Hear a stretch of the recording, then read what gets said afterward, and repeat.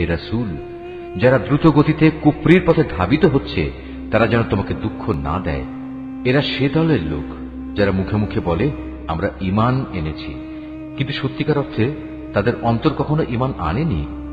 আর তাদের ব্যাপারও নয় যারা ইহুদি, তারা মিথ্যা কথা শোনার জন্য সদা কান খাড়া করে রাখে, এবং তাদের বন্ধু সম্প্রদায়ের যেসব লোক কখনো তোমার কাছে আসেনি, এরা সেই অপর সম্প্রদায়টির জন্যই নিজেদের কান খাড়া করে রাখে।